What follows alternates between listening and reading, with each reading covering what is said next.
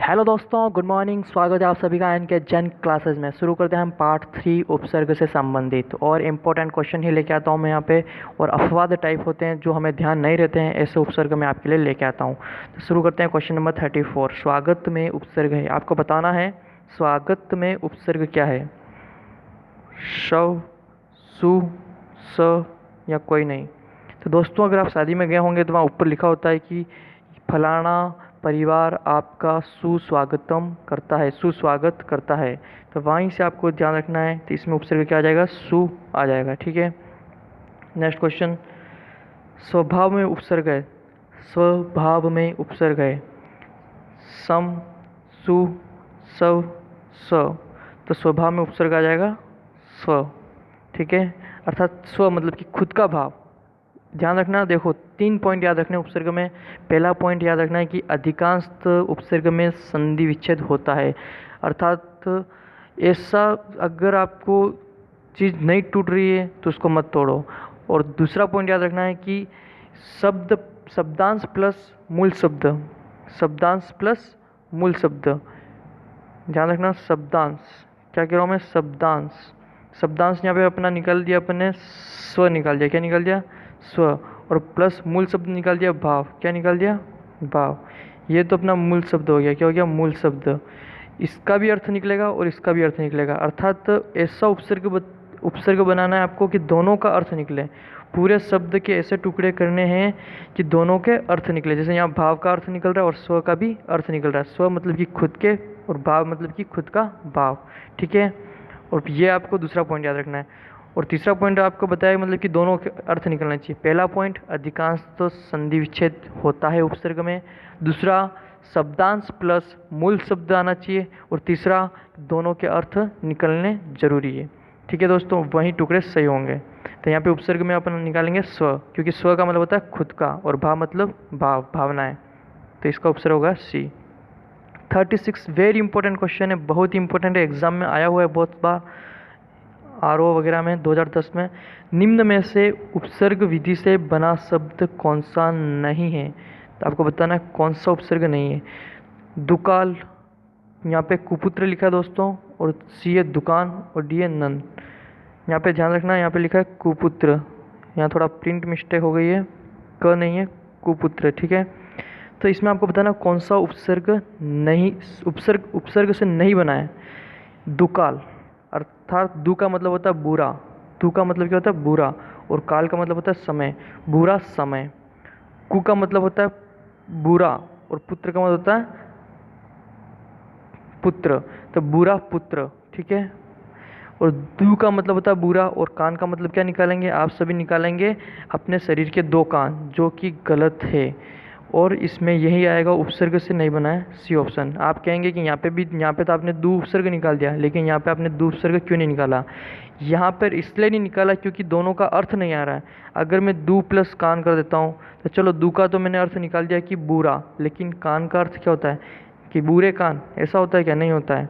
ठीक है, और यहाँ पे दु का मतलब मैंने बताया कि बुरा समय, बुरा पुत्र, क्योंकि यहाँ पे कुपुत्र है। ठीक है, लेकिन इसका ऐसा कोई अर्थ नहीं निकलता है। ये पर्टिकुलर में एक मूल शब्द है। ठीक है, मूल शब्द है जिसको हम इसके टुकड़े नहीं कर सकते हैं, अर्थात ये इसका आगे उपसर्ग नहीं लगा है। मान लो कि चलो हमने दुकान का अर्थ तो ले आए कि 2 कान है, तो आप बताइए कि दुकान, जैसे कि जिसके 2 कान होते हैं उसे दुकान कहते हैं क्या, मुझे बताइए। मैं एक वाक्य देता हूँ, जिसके 2 कान, उसे क्या आप दुकान कहते हैं, नहीं कहते हैं। ठीक है, दुकान किसको कहते हैं, दुकान का अर्थ होता है वह स्थान जहाँ आजीविका कमाई जाने के लिए बैठते हैं, उसे दुकान कहते हैं। ठीक है, इस प्रकार से अपना उपसर्ग सी ऑप्शन राइट हो जाएगा। आपको याद रखना है कि दुकान शब्द का अर्थ होता है जिसके 2 कान हो उसे दुकान कहते हैं, यह गलत है। ठीक है, क्या आपने ये ऐसा अर्थ निकाल दिया कि जिसके 2 कान हो उसे दुकान कहते हैं, क्या ऐसा संभव है, ऐसा अर्थ संभव है क्या, नहीं संभव है। दुकान का अर्थ पर्टिकुलर मूल शब्द है और इसका अर्थ होता है कि वह स्थान जहाँ आजीविका कमाई जाने के लिए बैठते हैं। ठीक है, सी ऑप्शन राइट हो जाएगा। Question number 37। स्वल्प में उपसर्ग है, स्वल्प में उपसर्ग है, सुपसर्ग है, स्व उपसर्ग है, स उपसर्ग है, सम उपसर्ग है। स्वल्प, सु प्लस अल्प हो जाएगा। क्या हो जाएगा? सु प्लस अल्प। 37 का राइट हो जाएगा ए ऑप्शन। उल्लास में उपसर्ग है, उल्लास में उल, उ, उद कोई नहीं, तो इसका हो जाएगा उल्लास में उपसर्ग उद हो जाएगा। उपसर्ग विधि से नहीं बनाए, बहुत इंपॉर्टेंट क्वेश्चन है।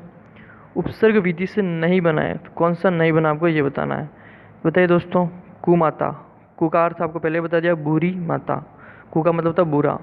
कुलीन और सी है कुपुत्र। कुपुत्र का मतलब होता है कि बुरा पुत्र, और कुमाता का अर्थ होता है बुरी माता। आपको बताना कौन सा उपसर्ग से नहीं बना है, तो इसमें ऑप्शन राइट हो जाएगा कुलीन, क्योंकि ये भी दुकान की तरह मूल शब्द है कुलीन। अगर मैं इसका उपसर्ग निकालता हूँ कि कु प्लस लिन, तो चलो मैंने कु का तो अर्थ बता दिया कि बुरा, लेकिन इस लिन का अर्थ क्या? कोई अर्थ नहीं है। तो इस तरह से, क्योंकि मूल शब्द का भी अर्थ निकलना आवश्यक है। अगर मैं कुमाता में अगर कु का निकालता हूँ तो कु हो गया बुरा, और माता जो मूल शब्द इसका हो गया माता, है ना। लेकिन ऐसा यहाँ पे कुछ नहीं है, लिन का कोई अर्थ नहीं निकलता है, इसलिए हम इसका उपसर्ग भी नहीं निकालते थे। इसका बी ऑप्शन राइट हो गया। अत्यधिक में उपसर्ग है दोस्तों, बताइए अत्यधिक। यहाँ पे उपसर्ग लिख रखा है, अत्यधिक में उपसर्ग है। अत उपसर्ग, अत्य उपसर्ग, अति उपसर्ग, उपसर्ग। तो अत्यधिक में उपसर्ग कौन सा होगा? यहाँ पे अति उपसर्ग होगा। कौन सा होगा? अति उपसर्ग होगा।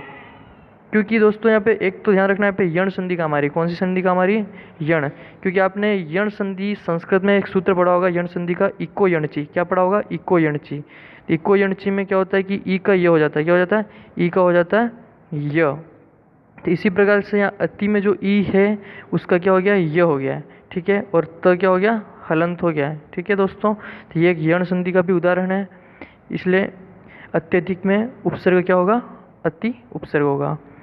41 क्वेश्चन, दुष्काल में उपसर्ग है। आपको बताना दुष्काल में कौन सा उपसर्ग है। ए ऑप्शन दुष, बी ऑप्शन दुष, सी ऑप्शन दुष और डी ऑप्शन दुष।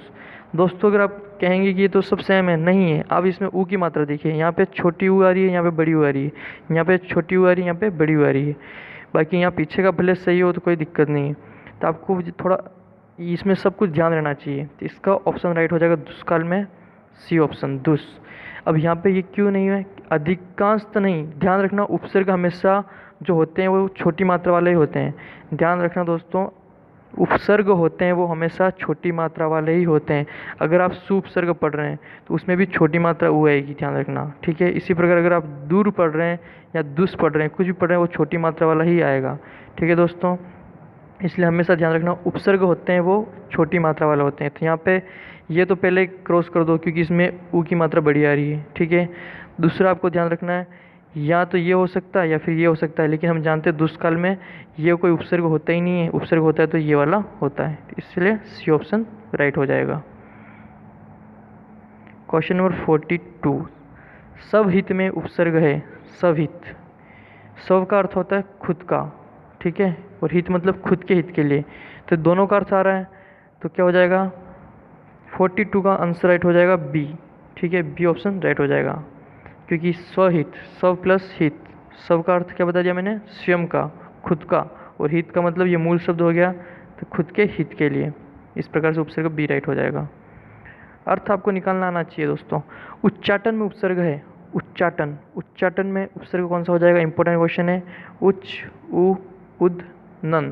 तो ध्यान रखना, आपने कभी उच्च उपसर्ग पढ़ा? नहीं पढ़ा। उ भी नहीं पढ़ा, तो उपसर्ग क्या पढ़ा था? सी, उद। तो उच्चाटन में उपसर्ग हो जाएगा उद। नेक्स्ट क्वेश्चन, अतिरिक्त में उपसर्ग है। आपको बताना अतिरिक्त में उपसर्ग है। 44 क्वेश्चन, उपसर्ग, अति उपसर्ग, अत उपसर्ग, नन। तो अतिरिक्त, अब आप दोनों अर्थ निकालिए, अति और रिक्त। मतलब कि अति मतलब ज़्यादा और रिक्त मतलब कम, ठीक है। तो इसका अर्थ हो जाएगा बी ऑप्शन। क्या हो जाएगा? बी। तो बी ऑप्शन राइट हो जाएगा। अति मतलब ज़्यादा और रिक्त मतलब कम, दोनों का अर्थ निकल रहा है दोस्तों, ठीक है। तो 44 का राइट हो जाएगा बी ऑप्शन।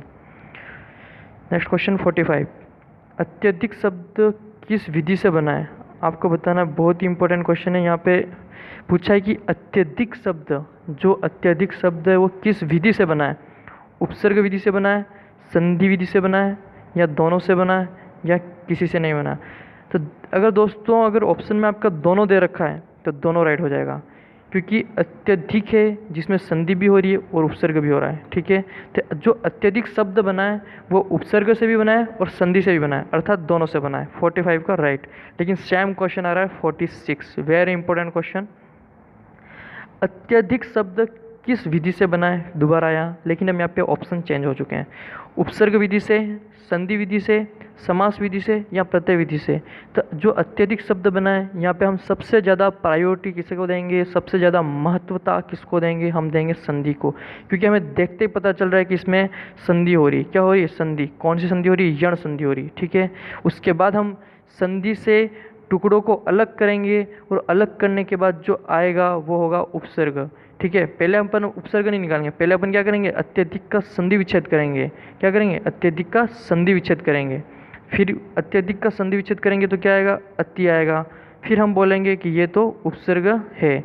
इसलिए सबसे पहले हम प्रायोरिटी किसको देंगे इस वाले क्वेश्चन में?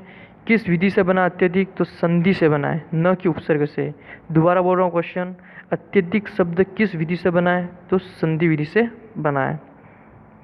देन 47 क्वेश्चन, निर्भिमान में कौन सा शब्द है? निर्भिमान में कौन सा शब्द उपसर्ग है? नी, निरी, निर और निर। दोस्तों यहाँ पे हलंत आ रहा है और यहाँ पे हलंत नहीं आ रहा, ध्यान रखना। तो निर्भिमान में कौन सा उपसर्ग है? तो बताइए दोस्तों कौन सा हो जाएगा? 47 का लास्ट क्वेश्चन है आज के सेशन का, और इसमें बताइए कौन सा हो जाएगा? डी ऑप्शन राइट हो जाएगा। निर उपसर्ग है। निर प्लस अभिमान, अर्थात ध्यान रखना दोनों का अर्थ निकलना चाहिए निर। ये तो निर हो गया, और फिर जो यहाँ पे जो स्वर था वो पीछे चला जाएगा, अभिमान। ठीक है, अभिमान मतलब घमंड होता है। तो दोस्तों अगर वीडियो अच्छी लगी हो तो आपको अपने दोस्तों को लाइक करना है, अपने दोस्तों को शेयर जरूर कीजिएगा, और अभी तक आपने चैनल को सब्सक्राइब नहीं किया है तो ज़रूर सब्सक्राइब कीजिएगा। दोस्तों आप वीडियो को देखते हैं लेकिन आप सब्सक्राइब नहीं करते हैं, और वीडियो अच्छी लगे तो लाइक ज़रूर कीजिएगा और अपने दोस्तों तक शेयर ज़रूर करना। Thank you. जय हिंद, जय भारत, हंसते रहिए, मस्त रहिए। नेक्स्ट वीडियो में मिलते हैं। धन्यवाद।